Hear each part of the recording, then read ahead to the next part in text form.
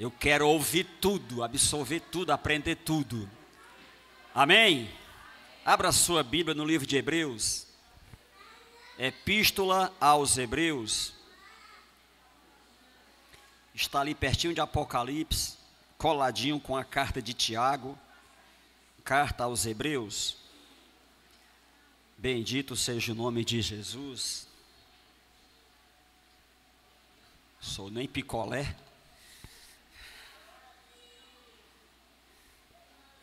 Hebreus capítulo 2.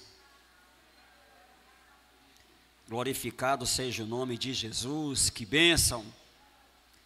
Que bênção que você veio. Se quiser ficar em pé para a gente ler o texto, pode ficar, fica à vontade. Eu sei da eficácia da mídia, mas eu ainda prefiro a moda antiga, né? E quando a gente expõe tudo aqui no telão, aí você não acompanha, você não checa, você não marca, você não risca, você não copia, porque está tudo aqui digital. E quando você tem no papel, você é obrigado a ler, a marcar. E algum dia, quando precisar, você foi em tal canto que eu abri. Aqui você não abriu nada, você só viu e já, né? Já era. Mas é uma bênção, não sou contra a tecnologia. Estou só dando o meu parecer que eu prefiro ainda.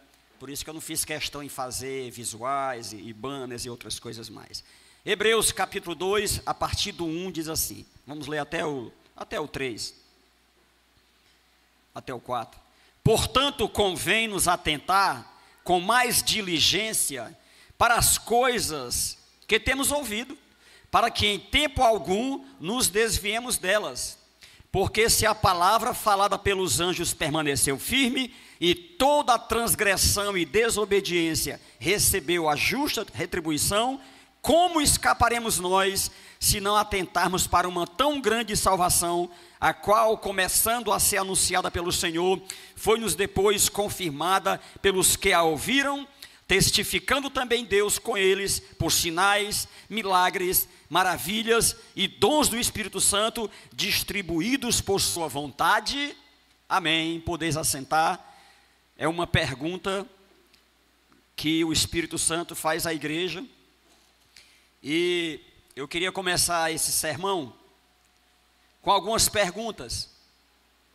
O versículo 3 que nós lemos diz: como escaparemos nós, se não atentarmos ou se negligenciarmos uma tão grande salvação? E no versículo, o capítulo 1 inteiro, que é o capítulo anterior, eu li no 2, o capítulo 1 inteiro, que são 14 versículos, o autor da carta aos Hebreus, ele está fazendo um relato comparativo, uma comparação entre Jesus, o Filho, e os anjos de Deus. Você vai ler em casa com mais calma. O capítulo 1 é uma comparação do autor entre os anjos que Deus criou com poder e glória, que de acordo com o versículo 14, são anjos ministradores a serviço da igreja, amém? Versículo 14, os anjos são espíritos ministradores a serviço da obra, a serviço do reino, a serviço da igreja. Então ele está fazendo essa comparação desses anjos poderosos, agora com Jesus, o Filho. E depois que ele compara, que ele vai descrevendo que Jesus é infinitamente superior a esses anjos. Quem está comigo, diga amém. Depois que ele conclui no versículo 9, 10, 11, 12 e 13, que Jesus é totalmente superior, especial, foi ungido com a unção especial, não foi criado como os anjos, ele próprio é o Criador, né? Depois que ele testifica e constata isso, aí vem a leitura do capítulo 2. Ele começa, portanto, concluindo isso, fechando esse assunto da superioridade de Jesus em relação aos anjos. Vocês estão comigo, amém? Portanto, concluindo, a gente entendendo, constatando que Jesus é superior, ou seja, aí ele vai trazer o resto do texto. Se o que os anjos falaram, eles se empenharam em cumprir, em relação a juízo de Deus sobre a humanidade. Se a palavra dos anjos não caiu por terra, o que dirá da palavra de Jesus, que é superior infinitamente aos anjos? Ok? Então esse é o contexto desse texto que a gente leu aqui, a superioridade de Jesus em relação aos anjos. E quando a gente lê o versículo 3, ele faz a pergunta: como escaparemos nós? Se negligenciarmos, noutra versão, se não atentarmos para uma tão grande salvação, que não é proclamação só dos anjos, do próprio Jesus. Como escaparemos nós? Quando você lê o Salmo 119, o versículo 9, diz assim: como purificará o jovem o seu caminho? Não é uma pergunta? Aí ele responde: observando segundo a tua palavra.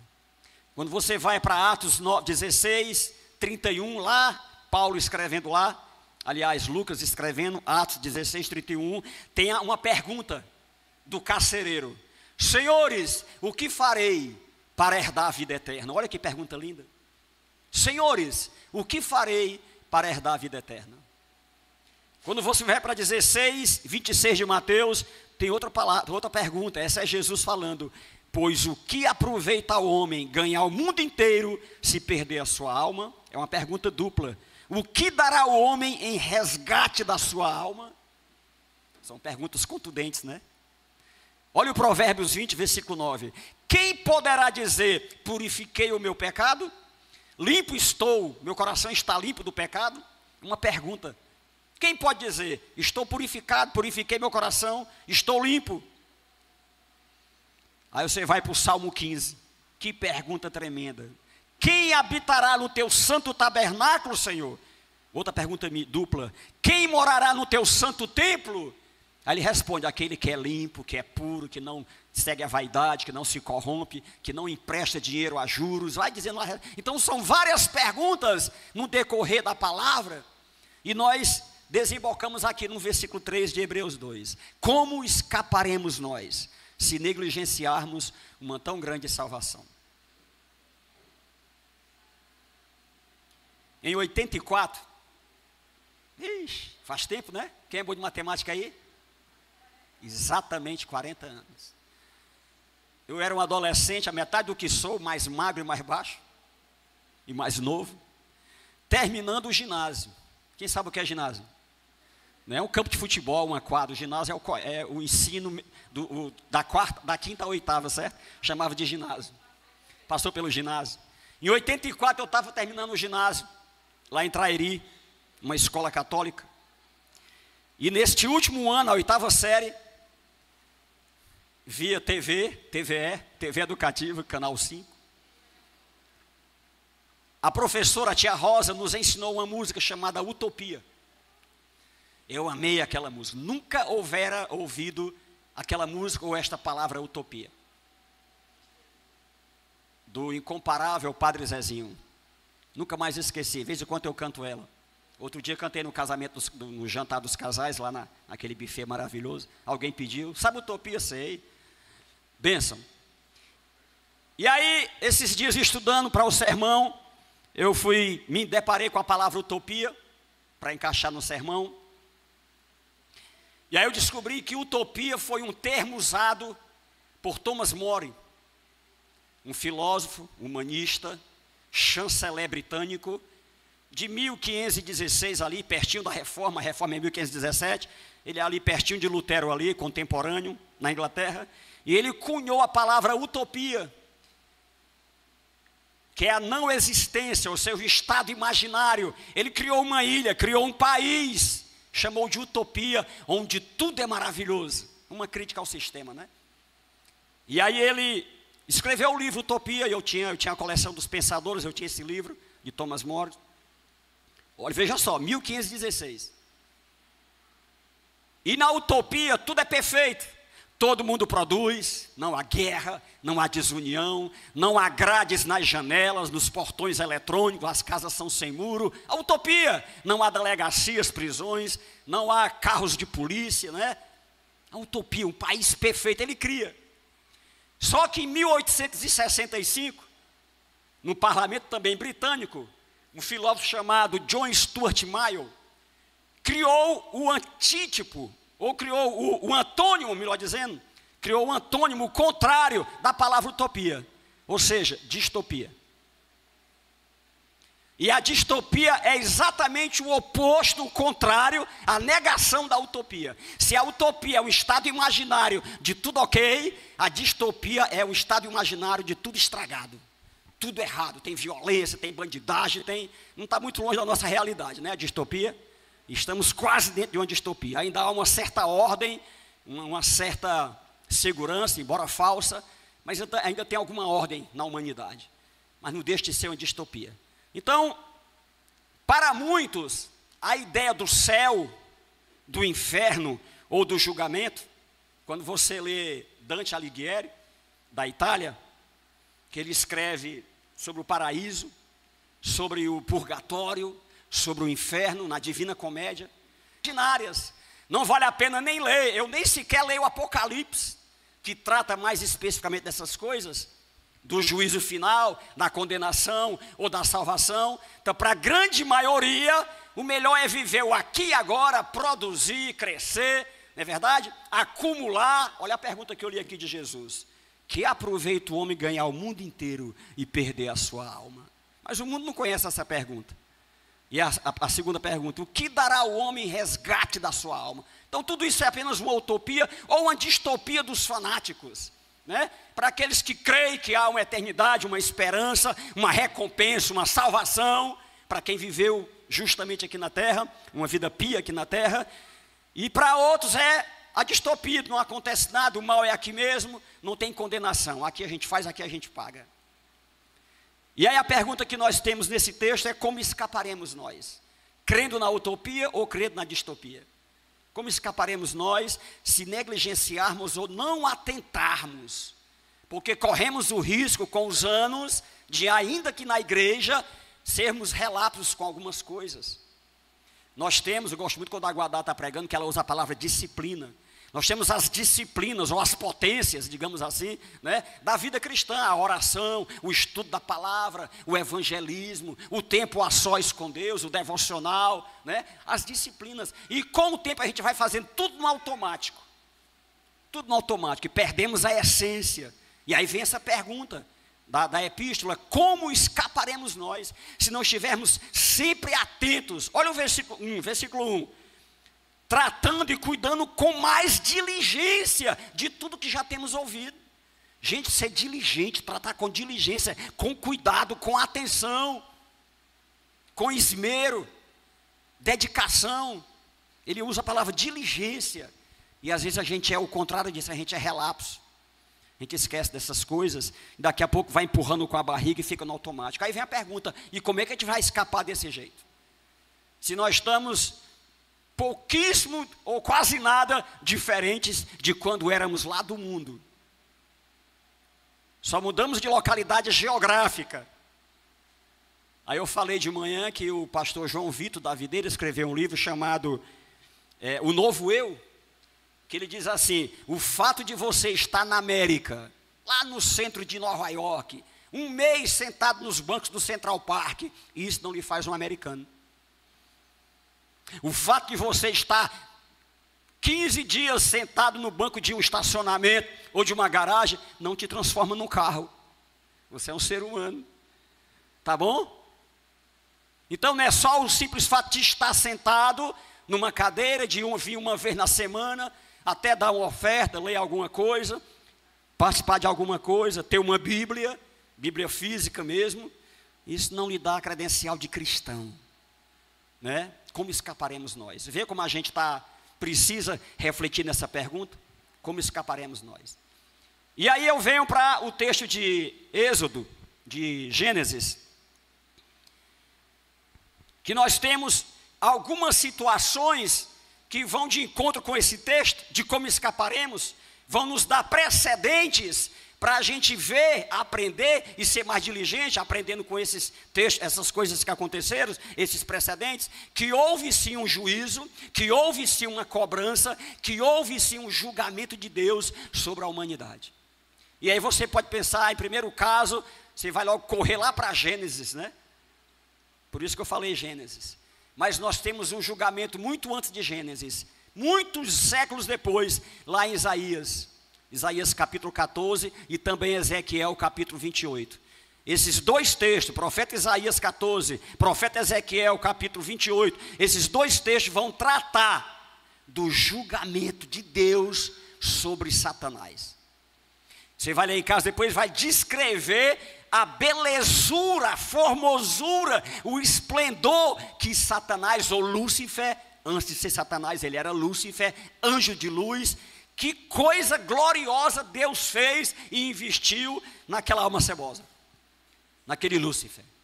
O cara era perfeito, dele emanava a música, os instrumentos dele, saía dele, era a perfeição em pessoa, a obra-prima de Deus, o querubim ungido para proteger. Depois de Deus era ele. O cara tinha assim uma credibilidade com Deus, um acesso ao Senhor, mas a palavra vai dizer que houve em Lúcifer, apesar de tudo isso, um descontentamento. Não falei isso de manhã, eu estava em casa revendo. Para quem não sabe, eu particularmente, eu gasto mais tempo estudando o sermão do que propriamente preparando. Preparo em 15 dias, em 20 dias, mas estudando é até o dia da pregação. Até a hora vem coisa nova, e botando e acrescentando e tirando, estudando o sermão. E aí, aquele camarada, apesar de toda a glória que recebeu, ele era descontente com aquilo. Puxa vida, eu sou, depois de mim já não tem mais, Eu tenho até um amigo que passou por isso, que depois do dono já era ele. Ele subiu tanto na empresa, que depois do dono era ele. Empresa nacional, no Brasil todo. Ele vivia em Curitiba, no Rio, em Porto Alegre, viajando, e a família em casa. E chegou um ponto que ele cresceu tanto, que depois do dono era ele. E agora? Aí pediu as contas, saiu, voltou de novo, e aquela coisa. Então Satanás, ou Lúcifer, tinha tanta glória, era tão querido, tinha tanto poder, tanta liberdade, tanta credibilidade, era tão perfeito, ainda assim, era descontente. Aí o Senhor me falando, às vezes nós temos um bom carro, nós temos uma boa casa, nós temos um bom emprego, uma boa formação, sabe, uma boa renda, uma família não é perfeita, mas é maravilhosa, e a gente não consegue ser contente.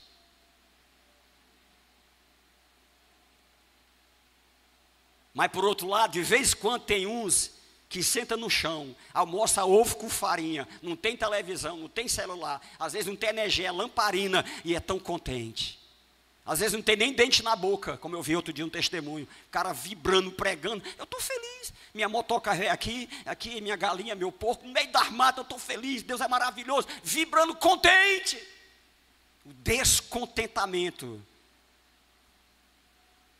E além do descontentamento, a soberba. Ele vai usar no profeta Isaías 4 verbos. Eu subirei, eu serei, me assemelharei, eu voarei, estabelecerei o meu trono. Tudo no futuro do presente. Eu serei, eu farei. Satanás falando, eu vou ser semelhante ao Altíssimo. Chega de ser abaixo, eu quero ser igual. Nós somos assim. O orgulho, a vaidade. Aí Provérbio vai dizer assim, antes da queda vem a soberba. Toda vez que a soberba chegar, a queda é certa. Então se mantenha humilde, se mantenha contente, amém? Não seja um descontente, um ingrato, adore, louve e celebre por aquilo que Deus te deu, ou deixou de dar, amém? Ou deixou de dar, se Ele deu, amém, se Ele não deu, amém também. Não é assim que Jó nos ensina?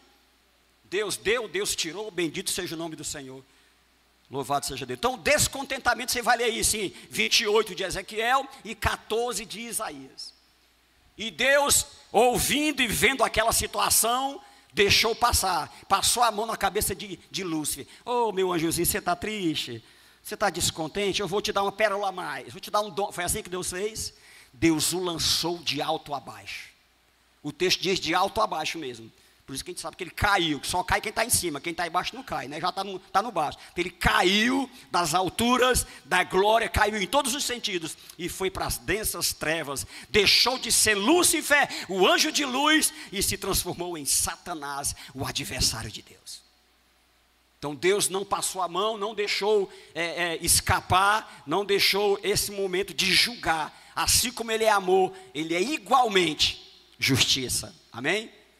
Então, como escapar essa luz esse texto? Se o próprio Satanás, o próprio Lúcifer, lá na eternidade foi julgado, não ficou impune, Deus o julgou e lançou abaixo. Aí você vai agora para Gênesis, aí tem o segundo juízo de Deus. Quando você abre no capítulo 3, no capítulo 2 de Gênesis, 2 e 3, nós vamos ver a queda do homem, a construção do homem, a queda do homem.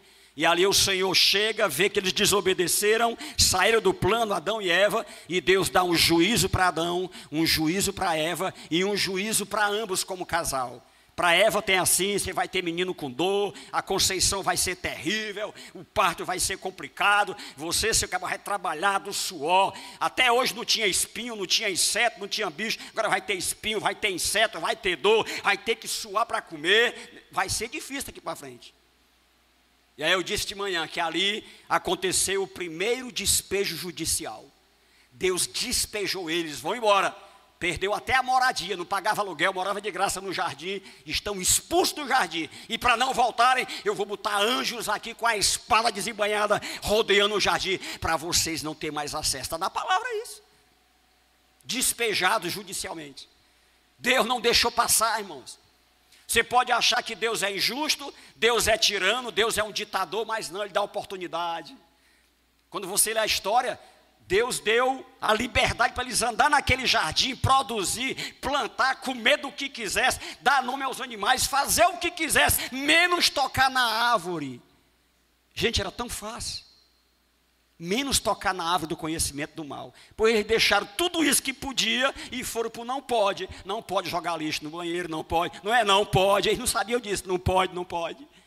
Deus mostrou, está aqui, aqui é bênção, aqui é maldição. Eles preferiram, ouvindo lá a voz do Satã, que já estava por ali na serpente, iludiu a Eva, iludiu Adão, mas receberam o julgamento.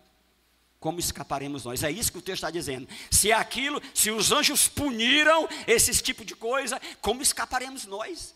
Se negligenciarmos a nossa salvação. Aí o segundo julgamento, o terceiro julgamento está lá em Gênesis, ainda em Gênesis, no 6 e no 7. Deus chama Noé, no meio de uma geração corrompida. Diz o texto que Deus olhou e viu a devassidão na geração de Noé. Mas, quando olhou para Noé, viu diferença. Isso aí é justo. Isso aí tem se guardado da contaminação do mundo. Não é assim que diz lá em Tiago 2, 27? A religião pura e imaculada para com Deus é essa. Ajudar os órfãos e as viúvas, vírgula, e guardar-se incontaminado do mundo. Incontaminado. E aí Noé conseguiu, no meio daquele podridão, porque é assim que Jesus nos ensina, né? O lírio nasce no meio da lama, mas nasce branquinho, limpinho. Amém? O lírio nasce dentro da lama, do esgoto, limpinho, branquinho. No meio da podridão pecaminosa, lá, época da sua época, Noé resolveu se purificar, se guardar, se manter fiel ao seu Deus. E Deus viu aquilo. Vou destruir Noé, a geração toda, mas com você eu vou estabelecer uma aliança, você e a sua família. Faça uma arca, deu todas as diretrizes. E aí, nós vamos ver lá em Pedro, lá no Novo Testamento já, agora nos apóstolos, milhares de anos depois, o apóstolo Pedro escrevendo sobre o dilúvio, 40 dias e 40 noites, foi água, não é brincadeira, né? Muita chuva, morreu tudo que estava debaixo, né? E aí vinha água de baixo, vinha água de cima, e a terra ficou submersa. E aí Pedro falando que naquele dilúvio, apenas 8 pessoas se salvaram. Noé, a esposa, os 3 filhos e as 3 noras. Porque obedeceu a Deus.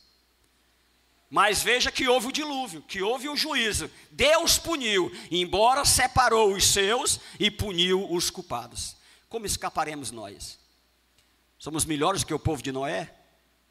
Aí mais na frente Jesus, no Novo Testamento, pregando sobre a sua vinda, sobre o juízo final, sobre a condenação, como é que vai ser o arrebatamento da igreja, ele diz assim: assim como foi nos dias de Noé, que fazia e acontecia, era carnaval, era fortal, é Copa do Mundo, é comércio, é prostituição, é guerra, é violência, assim como foi nos dias de Noé, será nos dias da minha vinda. Portanto, ficai apercebidos e vigiai em oração. Então o Senhor está dizendo aqui para nós que haverá também, né? Essa geração não vai escapar. Então como escaparemos nós depois de termos essas análises? E aí não para no capítulo 6, no capítulo 7. A gente vai ver agora Sodoma e Gomorra. duas cidades que o Senhor subverteu, que o Senhor destruiu, também por causa da pecaminosidade. Quando o Senhor começa no capítulo 18 de Gênesis, falando com Abraão, dizendo que vai destruir Sodoma e Gomorra, porque o seu pecado, a sua maldade, tem chegado nas minhas narinas. Veja que não é à toa. Há sempre razões, motivos para o Senhor aplicar o seu juízo. E nós estamos vendo até agora juízos coletivos, certo? Sempre coletivos, sobre a nação, sobre a humanidade, e aqui sobre cidades, né? Então o Senhor constata ali que Sodoma e Gomorra passaram dos limites na sua paciência. Ele teve muita paciência com Sodoma e Gomorra.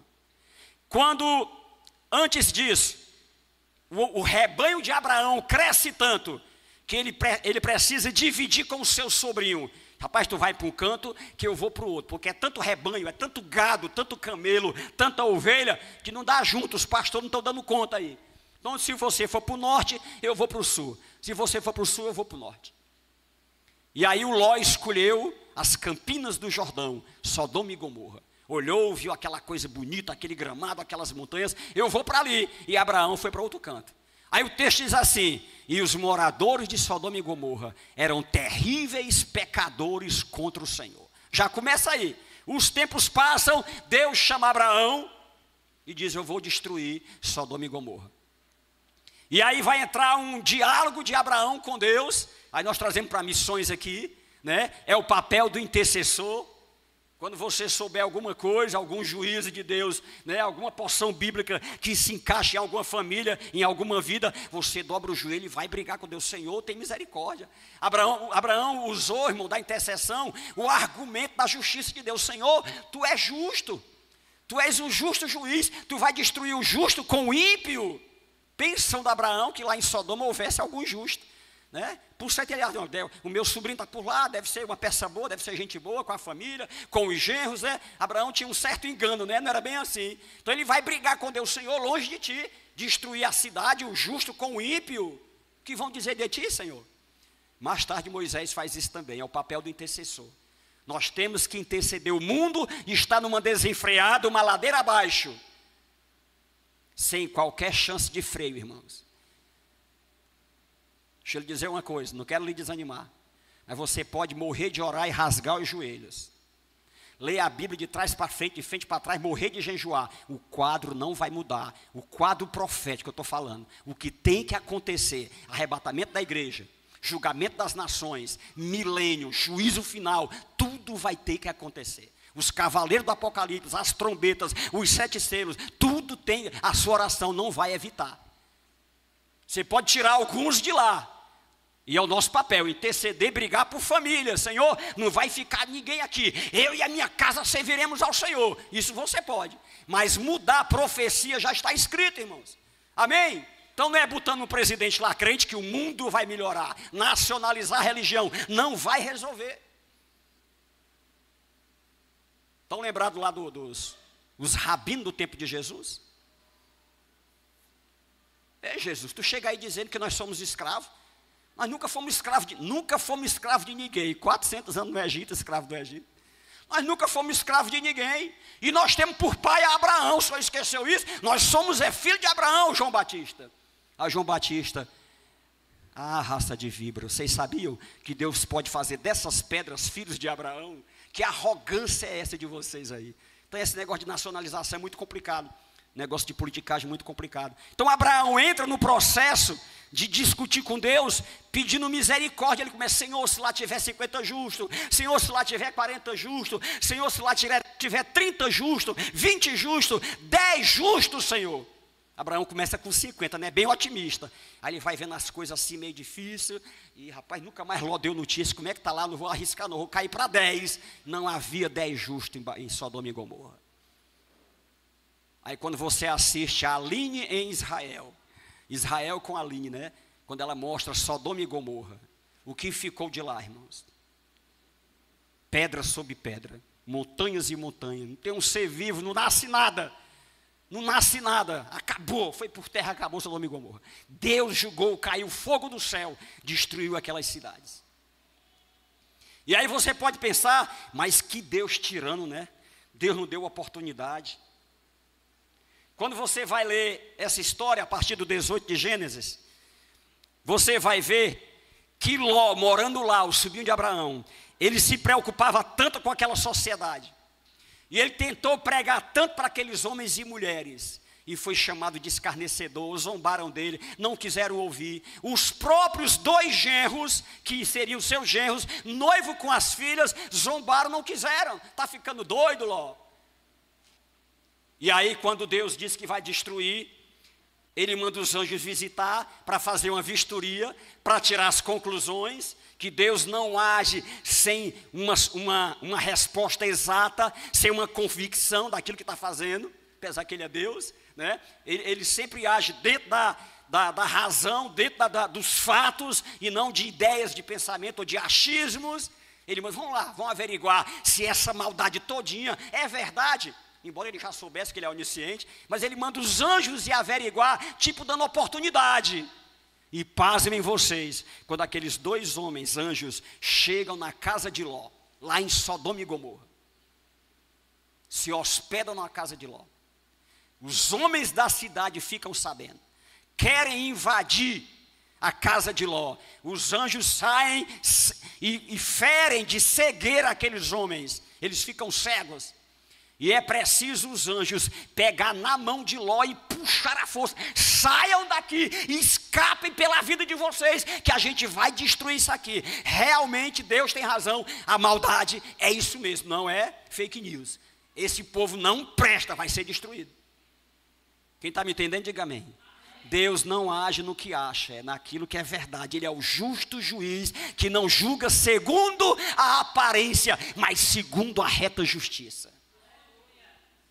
Nunca discuta da fidelidade do juiz de Deus. Ele sabe o que está fazendo. Certo? Ele sabe o que está fazendo. E ele conhece lá dentro onde nós não conhecemos. Nós conhecemos o estereótipo, né? Ah, que fulano crente, que fulana crente, que homem santo, que mulher santa. Ele conhece lá dentro. Esse aí não me engana. Porque o pé escruto, sabe? Hebreus 4,12, a palavra de Deus é viva e eficaz, e mais penetrante do que espada alguma de 2 gumes, que penetra até a divisão das juntas e medula, da alma e do espírito, e é poderosa para discernir as intenções, meu Deus, até as intenções, que nós não somos capazes, nós não temos essa prerrogativa, só Deus. Então quando Ele julga, é em cima de fatos. Foge, escapa e Ló querendo pegar o celular, pegar o notebook, alguma coisa. Homem, é para correr que vai cair fogo. Eu estou contextualizando, né? É gente correndo atrás de carro novo, casa nova, um novo casamento, deixa o marido rei, que é um marido novo, deixa a mulher nova, que é a velha, que é uma nova, correndo atrás disso aqui. Homem, escapa, é hora de buscar o Senhor, invocar enquanto Ele está perto. Como escaparemos nós, se não atentarmos para essas coisas? Ah, pregador, então é proibido ter um carro, é proibido se formar, parar de estudar, é largar tudo e ser agora o ermitão, ir lá para as montanhas. Não, não é isso que eu estou dizendo. É priorizar a sua alma, que está em jogo. O carro vai passar, as riquezas. Como? Que dará o homem troca da sua alma? Os 10 carros importados, os 10 milhões no banco, não dá, não paga. O Senhor está perguntando. Então vale a pena? Ou vale a pena investir na sua alma? Irmão, nós estamos aqui quase 1 ano com 2 cultos, né, pastor? Já fez 1 ano, vai fazer 1 ano, né? Tem que celebrar 2 cultos. Eu podia muito bem vir para um e para outro, ficar em casa, ou ir pregar no outro canto. Eu estou aqui todos os 2 cultos, porque eu preciso estar aqui, me alimentar, ver vocês, abraçar vocês. É questão minha. O gole é segundo a sede. Se você não tem sede, dá só uma belicada, né? Mas quem está com sede, meu irmão, bota o jarro todinho, é pouco, né? Eu estou nesse nível aí, glória a Deus por isso. Mas quem está saciado, né? Não é verdade? Quem está com sede pode estar gelada, congelada, quente, com poeira, com bicho dentro. Bebe porque a sede é grande. Como escaparemos nós? E aí os anjos constatam que aquela cidade é irreconciliável. Tiago, Estevão, lá em Atos 7, ele vai usar o termo povo de dura cerviz. É isso, pastor Luciano? Estou certo? Ele fala, vocês são povo de dura cerviz. Eu fui ver que diabo é cerviz. É isso aqui, a nuca não dobra, ele não dobra. Nem diante do Bill Clinton, do Obama, sei lá de quem for, não se dobra, tem dura cerviz. O que está dizendo é que vocês, o povo de Israel lá, é um povo de dura cerviz. Deus mostrando, Deus falando, usando os profetas, e o povo empinado, com orgulho, com vaidade. Dura cerviz. O que resta? Juízo. E aí Deus puniu Sodoma e Gomorra. Caiu fogo do céu. E Ló por pouco não foi queimado. Não saiu fedendo a fumaça. Porque queria brincar lá, ver algumas coisas. A mulher se transformou em estátua de sal, como vocês sabem. E ele e as duas filhas, o genro não quiseram. Somente ele e as duas filhas escaparam. Sodoma e Gomorra. Aí vamos para o Novo Testamento. Estamos falando sobre Jesus, o único escape da nossa alma. Eu falei de manhã que a gente aprende na teologia uma palavrinha chamada tipologia. A tipologia é o estudo das imagens ou dos exemplos, das histórias, das situações, das pessoas, figuras que lá no Velho Testamento apontavam para a obra de Cristo. E eu falei aqui do maior deles, a maior figura que representa Cristo é exatamente o Melquisedeque. Aquele rei que não tem nascimento, não tem cidade, não tem origem, não tem registro, saiu do nada, apareceu do nada, e Abraão, o patriarca da fé, o pai da nação hebraica, pagou os dízimos a Melquisedeque. Então Melquisedeque era maior do que Abraão. Aí lá em Hebreus, no futuro, onde nós estamos lendo, todo o capítulo 7, 8 e 9, o autor vai descrever a superioridade de Cristo em relação a Melquisedeque. Ou a igualdade que Melquisedeque representava, figurava, tipificava no futuro a obra de Cristo. Cristo não tem genealogia também, embora tenha nascido de Maria. Mas foi obra do Espírito Santo. Não teve a participação de José, amém? José não temas, o que está nela é obra do Espírito Santo, né? José estava temendo. Então, quando a gente estuda isso, a gente vê vários símbolos no Velho Testamento apontando para Cristo. A própria arca que Noé construiu tipificava Jesus como arca. Quem estava na arca? Noé com as 7 pessoas e os animais. Eu estava pensando hoje à tarde, depois que eu preguei, eu estava lá em casa tomando banho e pensei, rapaz, interessante que Deus manda Noé fazer compartimentos para os animais, já avisando ali a girafa, o pescoção dela, ali a pança do elefante e tal. Não diz, Noé, faz aí umas 200 suítes, que vai vir 200 famílias. Deus não fala isso. Deus já sabia que os animais iam aceitar o convite. Irmão, porque se viesse a força, não vinha nenhum. Como é que Noé ia prender macaco, tigre, leão? Entra aqui, não ia. Ou Deus mandava ou não vinha. Então foi Deus que mandou. Os animais obedeceram e entram. Mas o ser humano não. Lembra da dura cerviz? Os animais baixaram a cerviz, entenderam o processo. O ser humano não. Ah, nunca choveu, Noé? Está ficando doido? Se não me engano, foi 120 anos Noé construindo e pregando. Construindo e pregando. Irmão, não tinha Google não para pesquisar como é que faz a arca. Ah, aquele prega, não tinha. Era Deus mandando e aí ele com o genro ali, com os filhos, com as noras, construindo, pregando, vai chover. Está ficando doido, nunca choveu? Realmente nunca havia chovido. Quando viram aquele barco, aquele Titanic, aí Deus diz assim, entra tu e a tua família, e deixa que eu vou fechar a porta por fora, que eu conheço o teu coração. Quando aquele sobrinho bater, tio Noé, quando aquela vizinha, Noézinho, ô irmão Noé, eu estou com a chave, vou fechar por fora, é só vocês e acabou. Deus é justo, irmão. Deus é amor, mas é justo. É amor, mas é justiça. Aí a própria arca representa Cristo. Você está na arca, amém? Tanto a arca, tanto Cristo como a igreja representa a arca, né? Aí eu disse uma vez aqui que na arca tinha tudo. Tinha macaco, tinha leão, tinha tudo dentro da arca. É igual na igreja, tem tudo, né? Tem macaco, tem leão, tem elefante. Está tudo aqui dentro. Mas vai tudo para a glória, amém? Vai tudo para o céu. Louvado seja Deus. Outra coisa que tipifica Cristo. Você vai ver Êxodo 12. A primeira Páscoa, 11 e 12 de Êxodo. Ali na Páscoa, a saída do povo. Faraó, tá bom, vamos embora, não aguento mais, chega de praga. Pega todo mundo e vai embora. Longe da minha presença, é a última vez que eu te vejo. E aí Moisés, é a última vez mesmo. E aí a morte dos primogênitos. Deus disse: Moisés, cada família pega uma ovelha, um cordeiro de 1 ano imaculado, sem mancha, sem defeito. Cada família, se a família for pequena demais, como na casa do vizinho para não estragar, mas um cordeiro perfeito, de 1 ano, mata e esfrega o sangue nos umbrais das portas, porque o meu anjo vai passar na madrugada. Onde tiver o sangue, ele passa direto. Onde não tiver o sangue, vai ser fogo, vai ser destruição. Na sua casa tem o sangue nos umbrais do cordeiro. Olha que tipificação, né? O cordeiro, tanto o cordeiro quanto o próprio sangue é Jesus, o sacrifício na cruz. Amém? Então são várias situações, histórias, pessoas e figuras que tipificam já no Velho Testamento a obra de Cristo. Tem muitos casos aí, não vou lembrar agora de todos. Então vamos para o ponto 2. Saindo desses exemplos de juízo que Deus não deixou passar em branco, Deus puniu. Ponto 2, eu quero dizer o seguinte: que nós não somos inocentes. Diga comigo, eu não sou. Ou seja, nós temos a culpabilidade do processo. Se Deus nos punir, é porque a culpa é nossa. Deus não é injusto, jamais. Então, quero tratar sobre a nossa culpabilidade. Romanos 3:23. Porque todos pecaram e destituídos. Até onde eu sei, todos ainda é todos. A despeito das... Todos é todos, né? Porque todos pecaram. Ah, foi só a irmã Suzy que pecou. Foi só o irmão. Não, todos pecaram e destituídos, despidos, desprovidos da graça de Deus. Então todos, né, têm culpa, culpabilidade. E às vezes eu estou lá nos meus netos lá no Crato. Aí o pastor Ítalo chega do trabalho, aí os meninos estão ali aprontando alguma coisa. O Natanzinho de 9 meses, 10 meses, e o Israelzinho de 5 anos.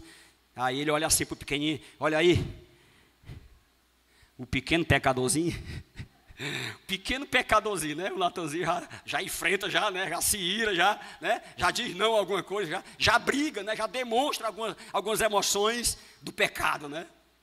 Olha o pecadorzinho pequeno aí de Jesus, né? Merece salvação. Então a nossa culpabilidade, todos pecaram e destituídos estão da glória de Deus. Abra comigo em 1 João, a carta de 1 João, capítulo 1, versículo 8. Lá pertinho de Apocalipse. 1 João, capítulo 1, versículo 8. Se dissermos que não temos pecado, enganamo-nos a nós mesmos, e não há verdade em nós. Se dissermos que não temos pecado, estamos só nos enganando, e não há verdade em nós. Porém, no 9, se nós confessarmos os nossos pecados, Ele é fiel e justo para nos perdoar os pecados e nos purificar de toda injustiça. Amém? Então não vamos negar, vamos assumir. Aquele que confessa e abandona, alcança misericórdia.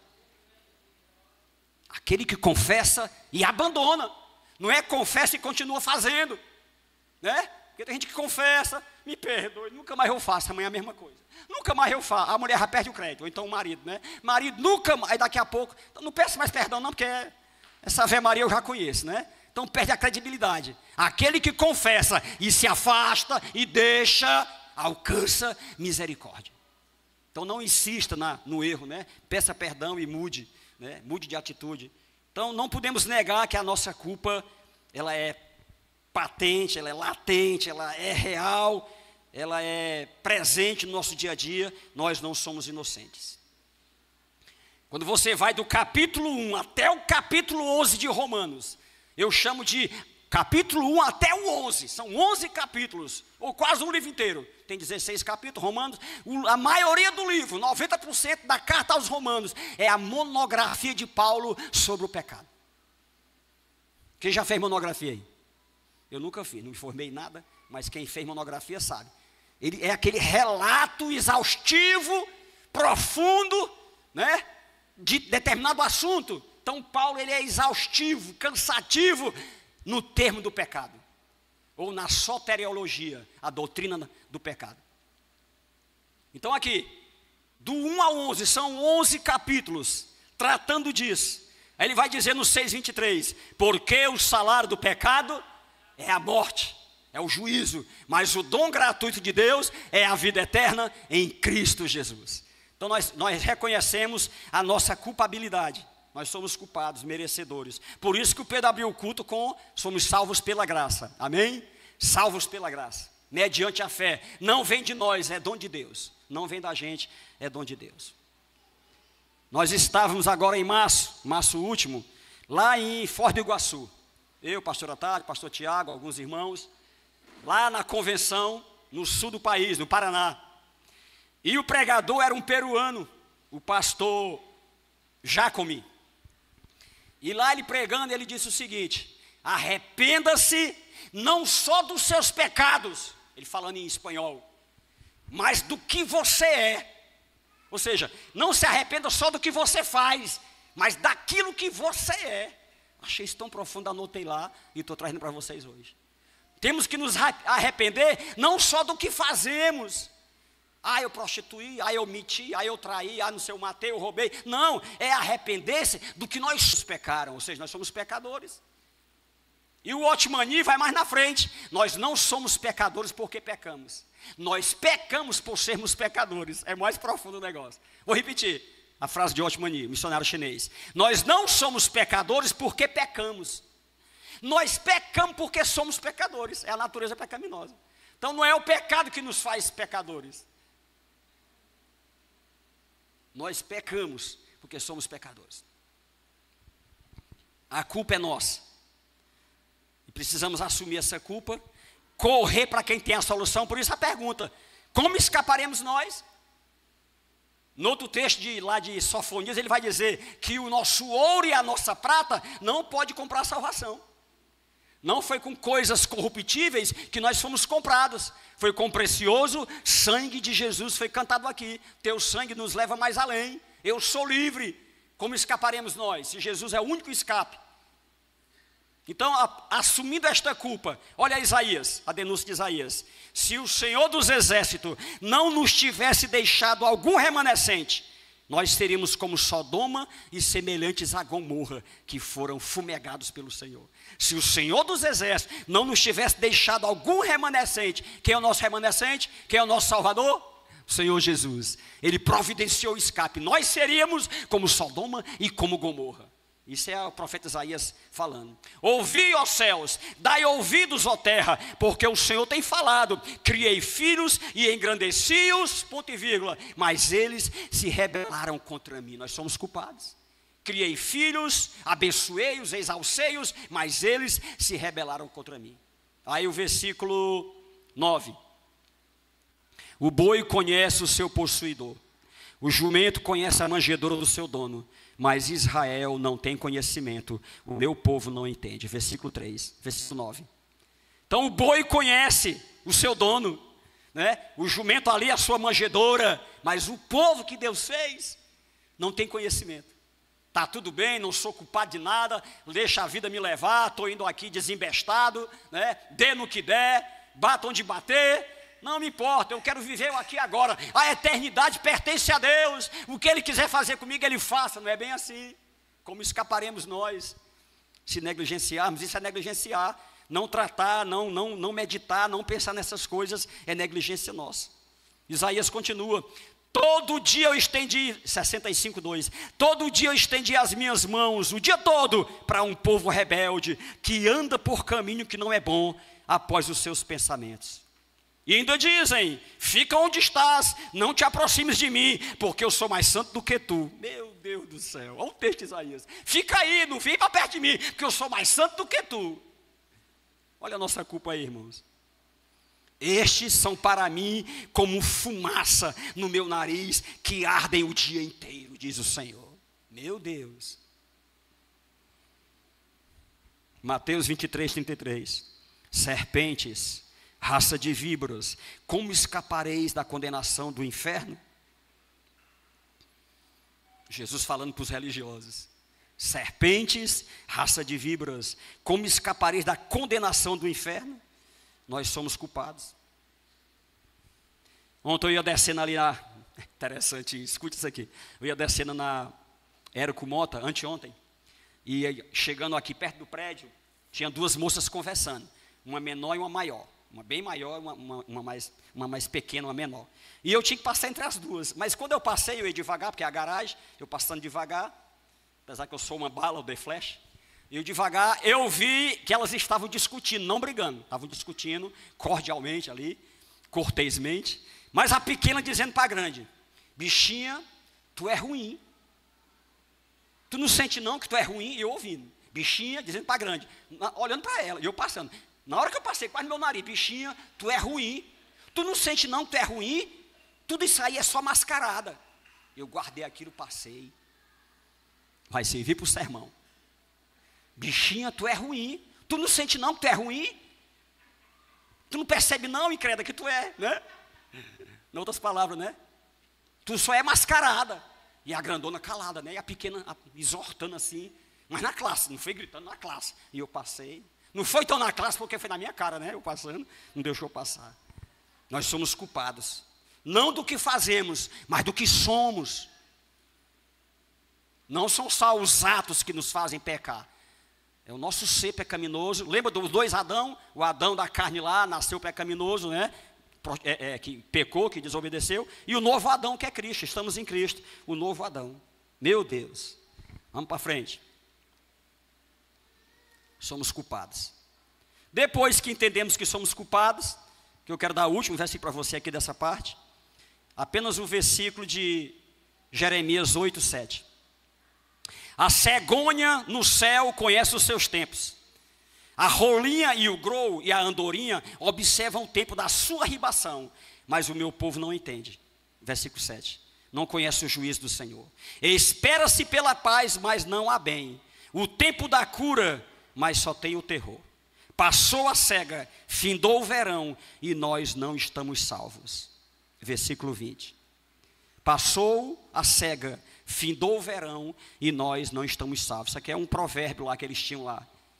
Ou seja, passou as oportunidades, os tempos, as épocas, as chances, e nós não estamos salvos. Que constatação para um filho de Deus hoje. Depois de tudo constatar, a igreja foi e eu fiquei.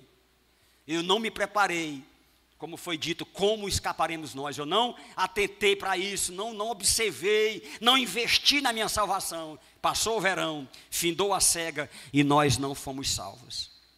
Fomos irreconciliáveis, de dura cerviz, não dobramos, né? E o que o fim disso aqui, o que é que foi? Foi o cativeiro. Tanto que Jeremias falou: se arrependam, não é por aí, busquem o Senhor, madrugando e enviando, Deus mandando os profetas, eles matavam os profetas. Que lá vai ter cativeiro, nós somos poderosos, nós temos o exército, a nossa terra é aqui nossa. Deus levanta Babilônia, Nabucodonosor, e vem, incendeia o templo, toca fogo em Jerusalém, leva a nata de Jerusalém, os melhores, as moças, os rapazes, como escravos para a Babilônia. Passou o verão, findou a cega e nós não fomos salvos. Que você nunca faça essa constatação. Em nome de Jesus, amém? Não vai fazer essa constatação nunca. Você é salvo em Cristo Jesus. Você é salvo em Cristo Jesus. Não vai perder a sua salvação. E em último lugar, Jesus é o autor da salvação. Como escaparemos nós? Jesus, o escape da alma. Lá teve a arca, não quiseram. Deus manda os anjos Sodoma e Gomorra, não quiseram. Quiseram outras coisas com os anjos. Mas aqui o Senhor providencia o escape chamado Jesus. Aliás, o próprio nome Jesus quer dizer Salvador. O Salvador do seu povo. Terás um filho e chamarás o nome dele Jesus, porque ele salvará o seu povo dos seus pecados, amém? Então Jesus é o escape da nossa alma. Não tem para onde correr, irmãos. No mundo material, nas nossas demandas diárias, nós temos vários escapes. Liga para o pastor, né? É a primeira tecla. Pastor, me socorre. Liga para o vizinho, liga para o patrão. Faz uma negociata, trapaceia, dá um jeito, um jeitinho brasileiro e resolve aquela demanda. Nem morreu, passou. Depois vem as consequências mais na frente. Na vida espiritual não tem isso, irmão. Não tem jeitinho, não tem pastor, não tem primo, não tem patrão, não tem amigo. É você e o Espírito Santo de Deus. Como escaparemos nós se negligenciarmos uma tão grande salvação? Deus providenciou Jesus para ser o escape. Nada que o homem fizesse no Velho ou no Novo Testamento daria jeito a este problema do juízo de Deus sobre o pecado. Precisaria de um imaculado, o Cordeiro Pascal, sem mancha, sem pecado. E Jesus se ofereceu e veio. Ele nos amou, primeiro do que nós a Ele. Nós o amamos porque Ele nos amou primeiro. E Jesus aceita.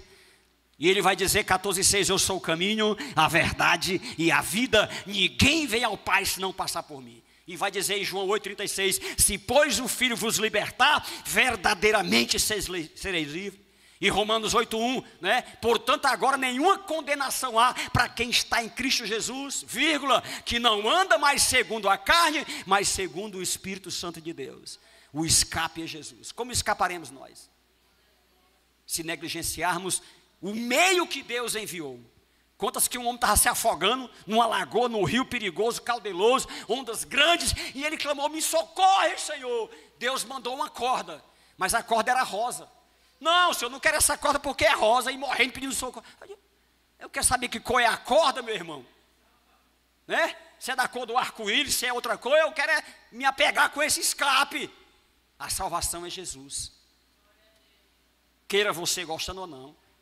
Mas Jesus é tudo que Deus tem para me salvar. O carpinteiro de Belém, de Nazaré, deste tamanhozinho, no final dos cafundós. Nascido numa manjedoura. Podia ter sido em Roma, não?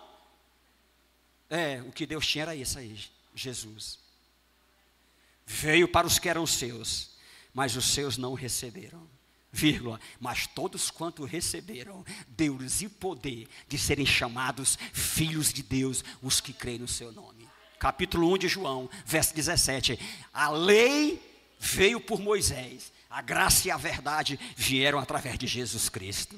A graça e a verdade. Onde abundou o pecado, superabundou a graça. Romanos 5,20. Então Jesus é o escape. Não tem outro, irmão. Nem tem filosofia, não tem psicologia, não tem... tudo com G aí que você imaginar. Não tem. É Jesus. Ele é o meio que Deus providenciou. E você não pode dizer não para isso. Certo? Você não pode dizer não para isso. Você não pode prescindir de se agarrar com esse Jesus. Esse Jesus que a teologia chama de Jesus querigmático, porque é o Jesus proclamado por Ele mesmo, pelos profetas e pelos apóstolos. Esse Jesus que salva, que cura, que liberta e que perdoa o homem dos pecados. Esse é o Jesus querigmático, o Jesus da Bíblia, o Jesus da pregação dos apóstolos. Eles não pregaram outra coisa, só a ressurreição, o arrependimento em Jesus. Para encerrar, eu quero deixar um texto de Hebreus 10, 28 e 29. Hebreus 10, 28 e 29. Quebrantando alguém a lei de Moisés, morre sem misericórdia, só pela palavra de 2 ou 3 testemunhas. Quebrantando alguém a lei de Moisés, lá no Velho Testamento, já está na mira da condenação. Basta 2 ou 3 pessoas testemunharem contra ele. Quanto maior castigo que dais vós, será julgado aquele merecedor que pisar o Filho de Deus e tiver por profano o sangue da aliança com que foi santificado e fizer agravo ao Espírito da graça. Ou seja, se quebrando um mandamento de Moisés era condenação na hora, estão lembrados de João 8? A mulher pega em adultério, qual foi a sentença dela? Apedrejamento. E Jesus não disse que eles estão errados, manda pedra mesmo. O que é que ele diz? Aquele que está sem pecado. Se é para matar ela, faz a fila aqui. Cada um vai levar uma pedrada aqui. Né? Não tem adultério, mas tem isso, tem isso, tem isso. Eles só viram o adultério. Então, quebrantando um mandamento de Moisés, que são 600 e tanto, um deles já merece a morte. Quanto mais pisando o sangue que foi derramado na cruz do Calvário. É isso que o autor está dizendo. Quanto mais desprezando o sacrifício de Jesus na cruz do Calvário. O juízo de Deus vai vir sobre a terra, mas a igreja estará guardada. Jesus é o escape da igreja. Quem está em Cristo, nova criatura é, as coisas velhas passaram, eis que tudo se fez novo. Não há condenação para quem está em Cristo Jesus. Então Deus providenciou o escape. Você pode dormir seguro, se você entregou a sua vida ao Senhor. Né? Entrega o teu caminho ao Senhor, confia nele e o mais ele fará. Você fez isso? Salmo 37. Entrega o teu caminho ao Senhor. O meio que Deus providenciou foi o Senhor. Não foi um querubim, não foi um serafim, foi o Senhor, nascido de Maria. Gálatas 3 diz assim: e vindo a plenitude dos tempos, Deus enviou o seu Filho, nascido de mulher, nascido sob a lei, para redimir o que estavam debaixo da lei. Então Jesus é esse escape. e todo aquele que correr para ele, aquele que vem a mim, de maneira alguma lançarei fora. Mateus 11, o Senhor diz assim: vinde a mim, os que estáis cansados e oprimidos, e eu vos aliviarei. Tomai sobre vós o meu jugo e aprendei de mim, que sou manso e humilde de coração, e encontrareis descanso para as vossas almas. Se você está buscando esse descanso para a sua alma, no diazepam, no Tilenol, no paracetamol, no Cepacol, sei lá, e outras coisas, vinde a mim, que eu vos garanto, encontrareis descanso para as vossas almas. Eu não vou dopar vocês, vou trazer a liberdade, libertação. Fique de pé na presença do Senhor. Aleluia. E eu quero orar por você. Oi?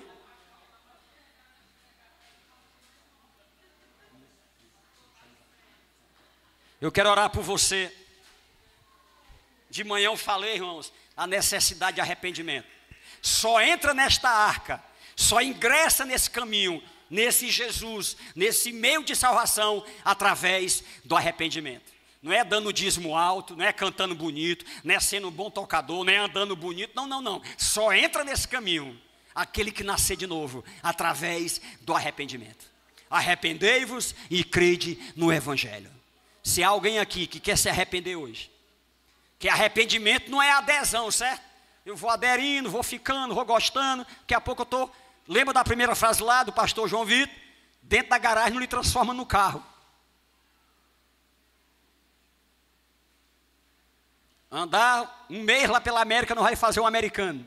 É preciso um novo nascimento. Se tem alguém nessa situação, embora já esteja congregando, andando por aqui, né, tem Bíblia, conhece os louvores, mas nunca passou pelo processo do novo nascimento, eis a oportunidade. Amém? Não perca esse momento. Enquanto a gente ora, eu vou fechar os olhos, vai fechar seus olhos, você vai orar comigo. Senhor, obrigado pela tua palavra, obrigado por este culto glorioso, Senhor, obrigado pelo teu ensino, Senhor, obrigado pelo meio de escape que o Senhor providenciou, porque nós mesmos, pelos nossos recursos, como diz em Efésios, a fé não vem de vós, é dom de Deus, não se compra nas esquinas, nos mercados, no mercado negro, é dom de Deus. Como escaparíamos nós, Senhor, se o Senhor mesmo não tivesse providenciado o escape? Obrigado, Senhor, porque nós, no meio de 8 bilhões de pessoas, somos a minoria que entendeu e atendeu a esse chamado, Senhor. O Senhor chama para entrar na arca, para estar seguro. Lá fora é dilúvio, lá fora é tempestade, lá fora é dificuldade, é tribulação, mas na arca estamos seguros em Ti, Senhor. Nos guarda, não nos deixa perecer, querer, Senhor, voltar onde nós estávamos, sair da arca antes do tempo, mas queremos ser guardados em Ti. Nos guarda do juízo, Tu que é o nosso escape, guarda a nossa família, guarda a nossa alma para a glória do Teu nome. Em nome de Jesus, aplauda ao Senhor bem alto. Continue de pé. Eu vou chamar a pastora Tati aqui, para que ela faça uma oração aqui específica. Ela vai dizer o motivo, amém? Deus abençoe vocês.